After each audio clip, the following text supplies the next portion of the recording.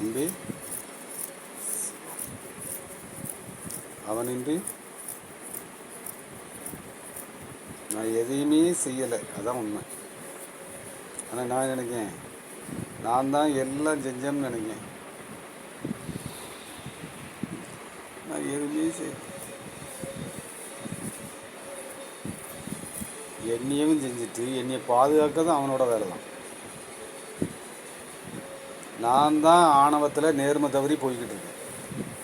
நேர்மைன்னா எனக்கு என்னன்னே தெரியலை. நேர்மைன்னா என்ன மதிக்குது, பிறரை மதிக்குது, அதான் நேர்மை.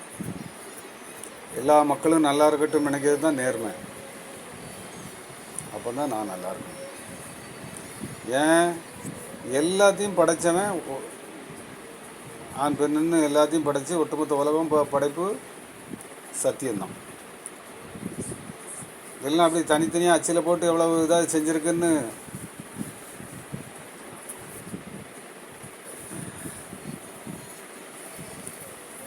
ஆனால் கடவுள் இல்லை. என்ன கடவுள் இல்லை.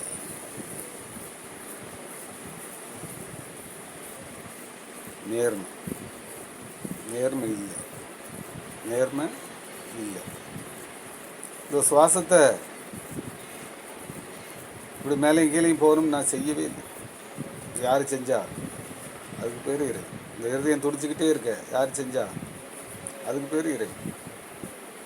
நான் புறத்தில் என்னத்தையா ஒன்று ரெண்டு உருவாக்கிட்டு துன்பமாக இருக்குது, அது இல்லாமல் வாழ முடியாது, இது இல்லாமல் மூச்சு இல்லாமல் வாழ முடியாது. அதான் நேர்மை. பாக்கி எது இல்லாட்டாலும் வாழலாம், வேறு எது இல்லாட்டாலும் என்னை நம்பிட்டா எது இல்லாட்டாலும் வாழலாம் இந்த உலகத்தில். தீதும் நன்றும் தரமா. துன்பத்துக்கு காரணம் யார்? நீ தான், நான் அல்ல. இப்போ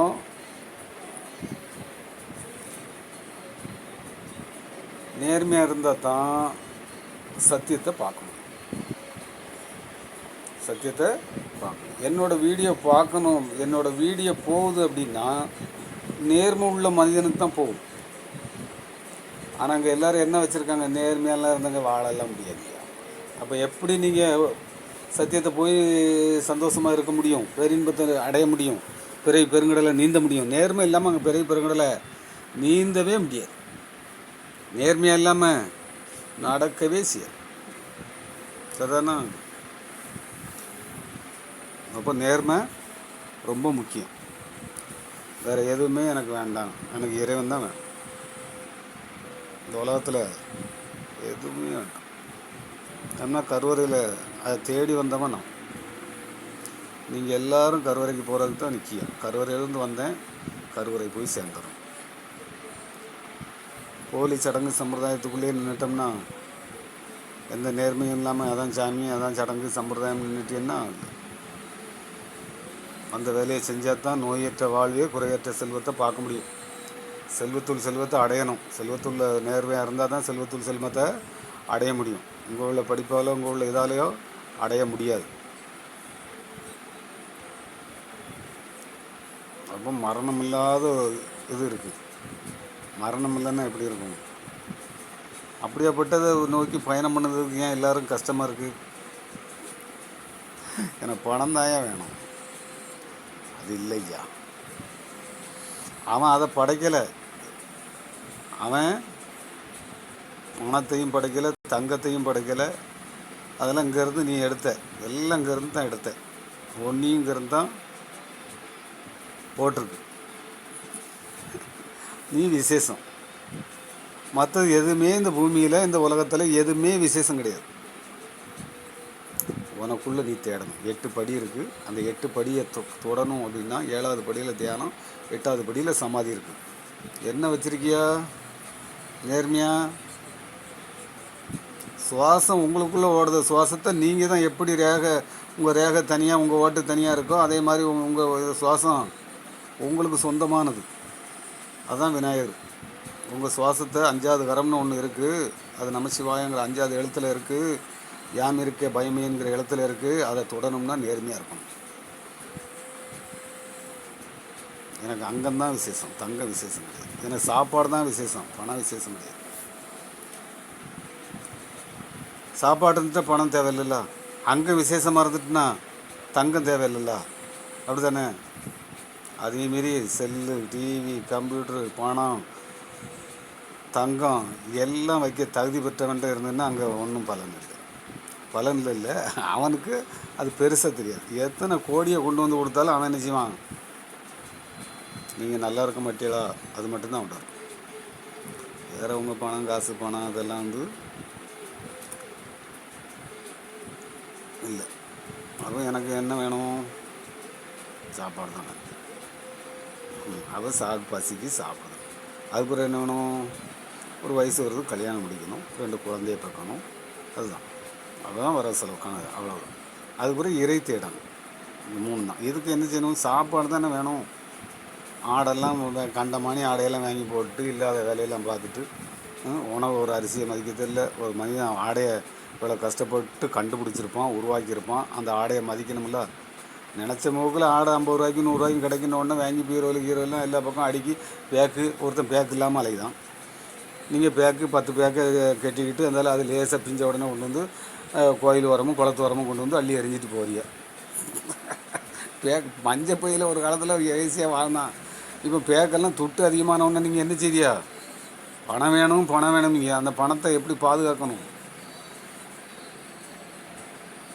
இல்லாத பொல்லாதெல்லாம் வாங்கிக்கிட்டு அதுக்கப்புறம் வீடு கட்டணும். ஏன் வீடு கட்டணும்? வாழறதுக்கு எதுக்கு வீடு? பணம் சம்பாத்தியம் பண்ணணும். எதுக்கு? வாழறதுக்கு தானே பணம் வேணும். வாழறதுக்கு தான் பணம் வேணும். பணம்லாம் சம்பாத்தியம் பண்ணிட்டு வாழவே இல்லை.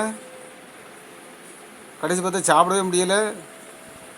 எல்லாம் இருக்குது, பணம் இருக்குது, கோடி இருக்குது, எல்லாம் வாங்கிட்டே எல்லாம் வச்சாச்சு, சாப்பிட முடிய மாட்டேக்கு. சந்தோஷத்தை காங்கல, கால் இழுத்துட்டு கை இழுத்துட்டு.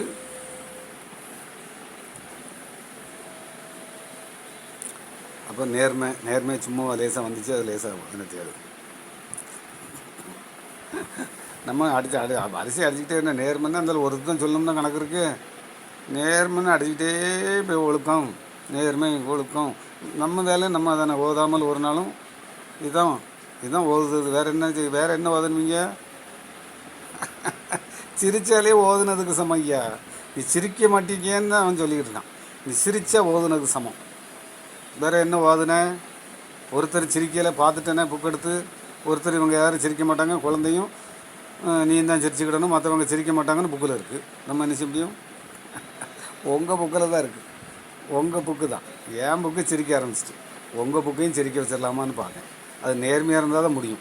நேர்மையாக இருந்தால் என் வீடியோ பார்த்துட்டு அடுத்த பிள்ளைகளுக்கெல்லாம் போயிடும். எல்லா பிள்ளைகளையும் சிரிக்க வச்சு சந்தோஷமாக கொண்டு போயெல்லாம் படிப்பெல்லாம். நேர்மை படிப்பு வேறு இருக்குது, ஒழுக்க படிப்பு. அது ஒழுக்கமாக இருந்தாலும் அந்த படிப்பு தானாக தேடி வரும். ஒழுக்கமாக நீங்கள் நேர்மையாக இருந்தால் பேரின்பங்கிற படிப்பு, சந்தோஷங்கிற படிப்பு, நிம்மதிங்கிற படிப்பு, கொண்டாட்டங்கிற படிப்பு உங்களை தேடி வரும். புரியுதா உங்களுக்கு? அந்த காலத்தையாவது ஒரு செல்லு ஒரு விஷயத்தை எடுத்து பார்க்கணும்னா எங்கே அந்த புக்கு கிடைக்குமா, அந்த புக்கு கிடைக்குமா இன்னும் இப்போ தேடி அலையணும். இப்போ அவங்களுக்கு லேசாக சொன்னால் போதும். அவ்வளோ விசேஷம். நீங்கள் அந்த காலத்தில் உள்ளவங்களாம் தேடி போச்சு பேப்பர் எங்கே பேனா எங்கன்னு தேடிக்கிட்டு கிடக்கணும். இன்றைக்கி உங்களுக்கு எவ்வளோ இதை கொடுத்துருக்கான். என்ன கேள்வி கேட்டாலும் உடனே தந்துடுவாங்க. அப்படி இல்லை, செல்லை கண்டுபிடிச்சிருக்கான், அந்த செல்லையும் நீங்கள் மதிக்கணும்னா அது மதித்தா தானே அது கண்ட்ரோலில் அது இருக்கும். அப்படி தானே? அதே மாதிரி தான் உங்கள் செல்லு பெரிய செல்லு.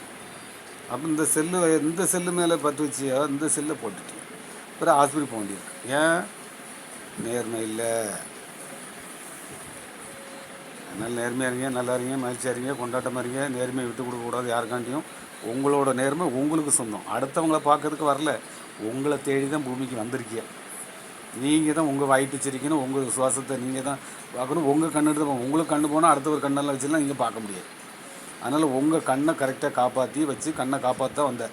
மற்ற ஜீவராசி கண்ணை காப்பாற்ற வேண்டிய அவசியம் இல்லை. கல் மல்லு பழம் ரோட்டில் போட்டாலும் வச்சாலும் என்ன பழத்தை தின்னுட்டுனாலும் அது என்ன செய்யாது, கண்ணு போகாது.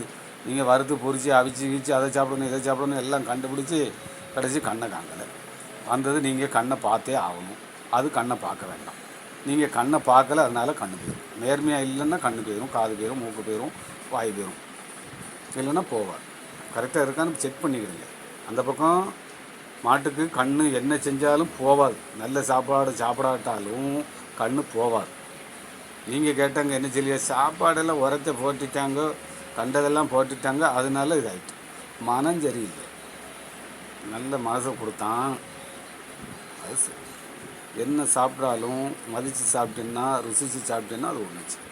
அப்படி சாப்பிடுதியா, நேர்மையாக சாப்பிடுதியா, அவமதித்து சாப்பிடுதியா, உணவை எப்படி செய்தியா, அவமதிக்கியா. இருக்கட்டும், இனிமேலாவது நேர்மையை கடைப்பிடிங்க. நேர்மையாக இருங்க, நல்லா இருங்க, மகிழ்ச்சியாக இருங்க, கொண்டாட்டமாக இருங்க, சந்தோஷமாக இருங்க. நேர்மையாக இருந்தால் தான் இதெல்லாம் உள்ளே வரும். சரிதானா? நல்லா இருங்க. நன்றி.